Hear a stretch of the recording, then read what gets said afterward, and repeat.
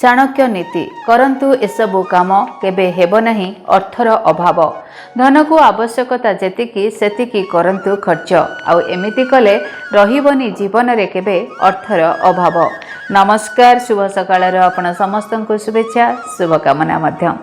दर्शक बंधु आपण टंका संचय करने को चाहूँगी हेले टंका रखि पारु नाहंती केमिति टंका संचय करिवे से विषय उपाय भी पाउ नाहंती केमिति टंका खर्च कले धनहानिर संभावना ह्रास पाइब केउठी टंका निवेश कले अर्थर अभाव रहिबो नाही। जने दक्ष अर्थनीतिज्ञ भाव में विवेचना करा जाउथिबा आचार्य चाणक्य धन संबंध में अनेक नीति उल्लेख करिसेंती। चाणक्यଙ୍କ मतरे अर्थ उपार्जन करने जेतिकी कठिन ताठारु अधिक कठिन एहाकु सठिक रूप से खर्च करने अर्थ को सबुबले भाबी चिंती सठिक दिगरे खर्च कले धनहानिर संभावना ह्रास पाई थाए। अर्थ उपार्जन सहित संचय उपरे मध्य व्यक्ति को विशेष भाव में ध्यान देवा उचित। धन को आवश्यकता जेतिकी सेतिकी ही खर्च करंतु।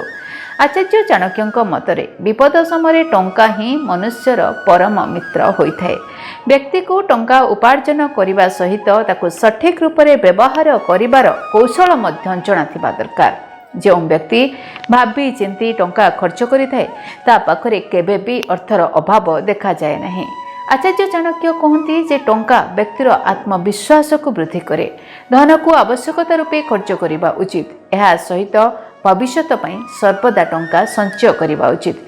छोट छोट विनियोग करी मध्य टंका को सुरक्षित रखा जाय परिबो। दान करंतु। मंदिर रे टंका देवा द्वारा ईश्वरीय कृपा वर्षि थाए एवं टंका देउथिबा व्यक्तिर आर्थिक स्थिति सुदृढ़ रही थाए। यह सहित समय समय मंदिर रे किछि किछि टंका दान करिबा द्वारा व्यक्तिर घरे केबे दारिद्रता देखा जाए नहीं बोली चाणक्य कहिसेंती। जो व्यक्ति गरीब एवं असहाय लोकंकर सहायता करे दिनकु दिन तांकर टंका द्विगुणित हेबारे लागिथाए।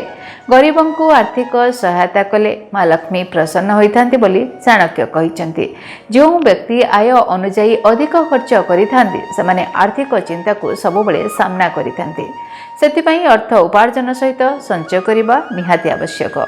लोभ करंतु नहीं। चाणक्यଙ୍କ मतरे व्यक्ति को स्वार्थी एवं लोभी स्वभावी हेबा उचित नुह।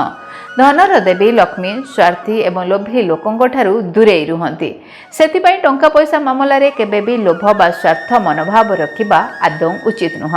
वाणिज्य रे टंका निवेश करंतु। चाणक्यଙ୍କ मतरे सुरक्षा दान एवं वाणिज्य रे टंका निवेश करिबा द्वारा केबे अर्थर अभाव स्थिति उपजी न थाए बरं टंका वृद्धि पाई थाए। चाणक्यଙ୍କ मतरे व्यक्ति को सबुबले सचोट एवं परिश्रमर सहित ही टंका उपार्जन करिबा उचित। खराब काम करी उपार्जित धन एवं अदरकारी खर्च करिबा द्वारा टंका संचय होई पारे नहीं। तेणु दर्शक बंधु टंका तो रोजगार करूछंती बहुत भल कथा किंतु ए टंका को किभली आपण खर्च करिवे केते टंका संचय करिवे से गणित मध्य आपण माने निहाती भाव में बुझी जिबा उचित।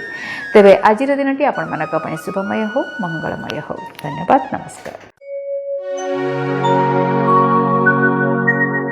डीटीवी ओडिया देखिवा पई सब्सक्राइब करंतु एवं बेल आइकन को मध्य दबाई दियंतु।